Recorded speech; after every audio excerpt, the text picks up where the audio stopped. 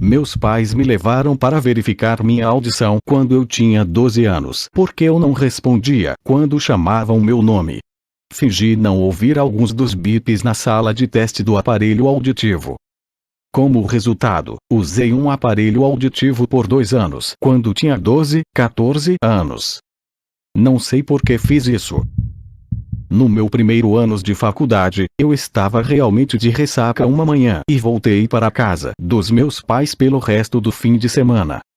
Eu estava vestindo shorts esportivos folgados, sem cueca, e meio que balançando para frente e para trás na frente da TV para sentir aquele tapa satisfatório. Qualquer cara sabe do que estou falando. Bem, eu fui peidar, mas em vez disso, uma torrente de diarreia esguichou bem no momento certo e errou completamente meu short, mas se espalhou pelo carpete. Fui ao banheiro pegar um TP e, quando voltei para a sala, meu pai estava ajoelhado limpando e gritando com meu cachorro. Nunca tive coragem de dizer a ele que foi meu acidente. Eu troquei o tapete, mas deixei meu cachorro levar a culpa enquanto meu pai o limpava. Isso me fez rir bastante.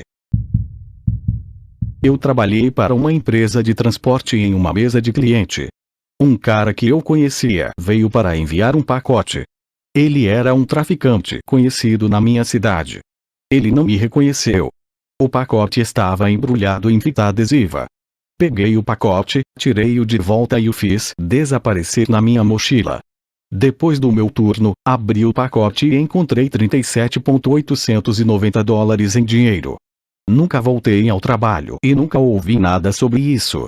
Deixei o Texas um mês depois com dinheiro na mão. Boa jogada. Mas você sabe que esse cara foi morto por isso, né? Ele foi assassinado 3 anos depois em um bar em Laredo. Traficante de drogas. Cara, assim que eu terminar de fazer o pagamento final ao chefe das drogas, estou farto desta vida. Vou morar com minha esposa e meu filho e criar uma família adequada. Tenho certeza de que Steve poderia me arranjar um emprego em sua padaria. Pacote desaparece. Chefe das drogas. E eu cadê meu pacote? DD. Cara, não mexa comigo. Eu enviei através do UPS ou APS 3 semanas atrás. Não estou brincando com você. Eu preciso do meu dinheiro. Se eu não tiver até sexta-feira, será o fim para você e sua família. DD. Não, por favor, não, eu terei para você até então. Nosso valente e nobre traficante, a fim de proteger sua família, foi sugado de volta para uma vida de crime para pagar sua dívida. Ele agora se envolveu com agiotas, máfia e ainda mais chefes do crime. Um nível de envolvimento que ele não queria nem solicitou. Ele estava lidando com substâncias ilegais em um ritmo desconhecido para ele antes, tudo para o bem de sua família. Isso até que ele conheceu seu destino prematuro 3 anos em um bar em Laredo. Descanse em paz, querido traficante. Meu pai traiu minha mãe com sua irmã quando eu nasci. Minha tia mudou-se para ajudar minha mãe com o recém-nascido, ou seja, eu.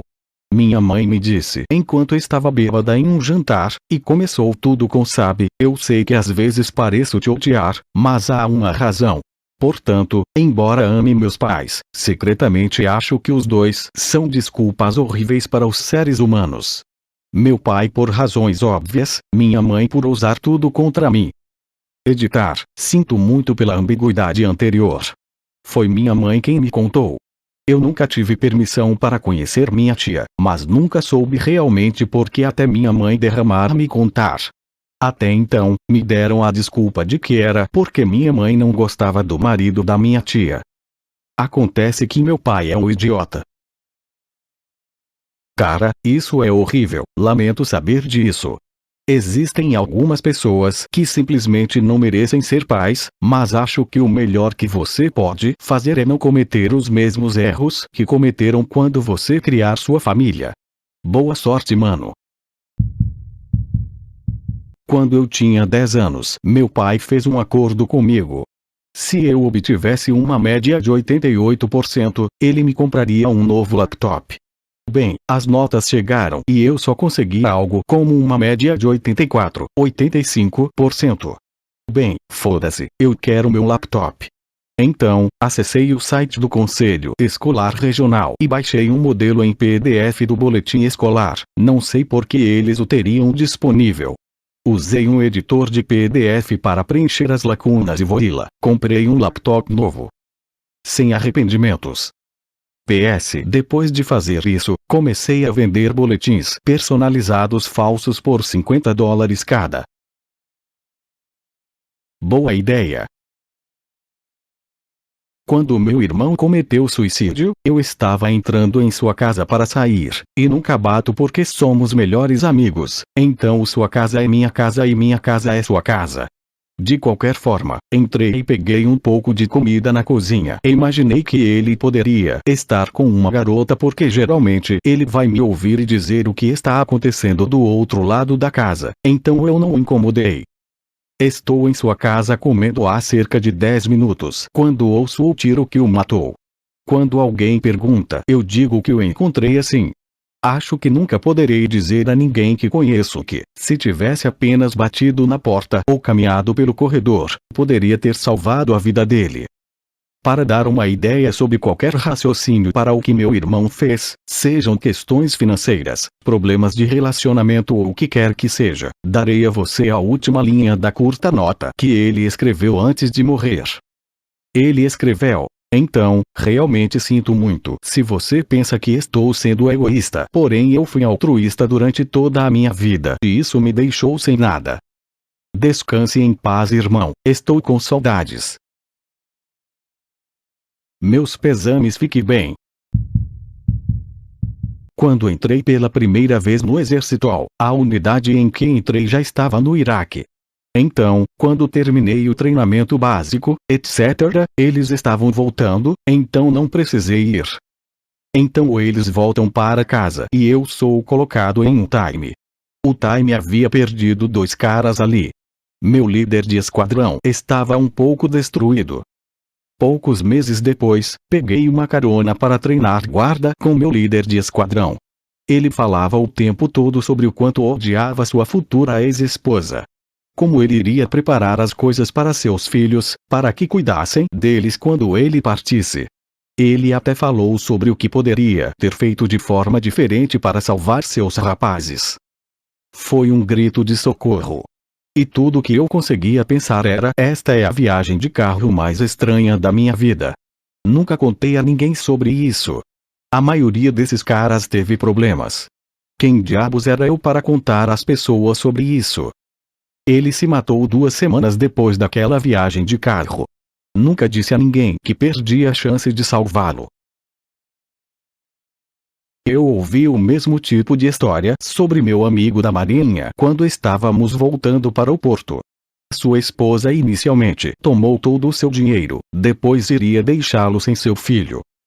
O cara deu um tiro na cebaça em sua casa em um fim de semana. Eu ouvi o grito de socorro, mas não foi registrado. Isso me ferrou por um bom tempo. Certa vez, fiz uma viagem de 1 semana a Londres.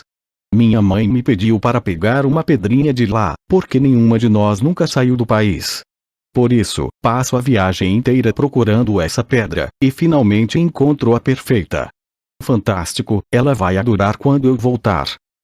Então chego em casa, estou fazendo um inventário de todos os meus souvenirs, e a pedra se foi.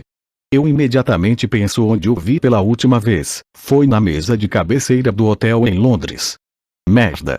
Então, rapidamente corro para fora e encontro uma pedra decente. Eu limpo, nós moramos na Geórgia, a porcaria de argila vermelha é perceptível, e envolvo bem. Eu eventualmente dei a ela com a história eu peguei de um castelo.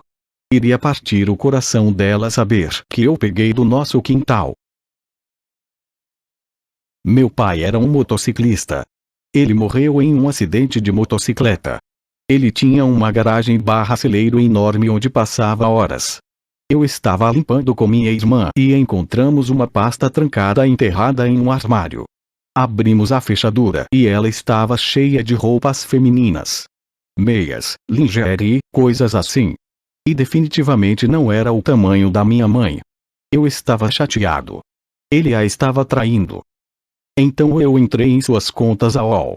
Minha mãe não consegue operar um computador melhor do que uma nave espacial, então eu tive que fechar as contas dele. Lá eu encontrei todos esses nomes falsos que ele criou ao longo dos anos. Cada um deles tinha a ver com meias e calcinhas. Foi quando percebi que as roupas da pasta não eram de mulher. Era dele. Também encontrei toneladas de pornografia gay em seu computador. Minha irmã e eu juramos nunca contar e nos livramos de todas as evidências. Minha mãe é extremamente conservadora e, embora eu não concorde com seu ponto de vista, sei que seria uma morte para ela descobrir. Essa pasta está no lixo agora.